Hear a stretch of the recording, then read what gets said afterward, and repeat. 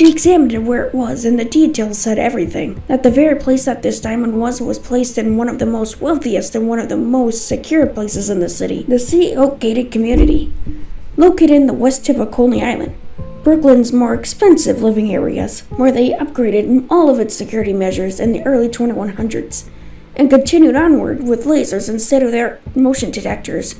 5 dozens of them surrounded the place, and the diamond rests within the other rich complex buildings, mostly for famous people such as actresses, movie stars, producers, lawyers, doctors, high-end CEOs and businessmen, and so on. And this place was the real deal. It was nearly impossible to penetrate the area without being spotted or detected by their security guards that also walked the place. So if the cameras didn't somehow find you, the guards would. Or even worse, their laser sensors that would then sound off their alarm. It was hard enough for an adult to do it, never mind 2 10-year-olds who've never done this before. It was hard enough for an adult to do it, never mind 2 10-year-olds who've never done this before and was expected of it just because of our size.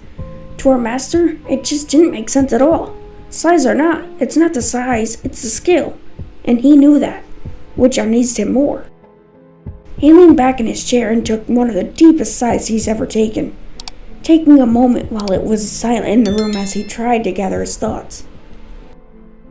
Then just looking down at the information partially on his desk, and on his lap just staring at it as almost if it was a fantasy.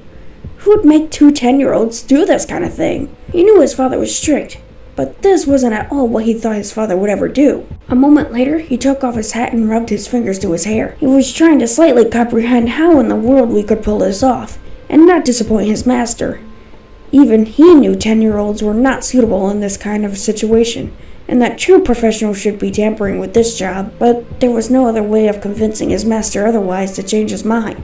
To our master, we just weren't ready.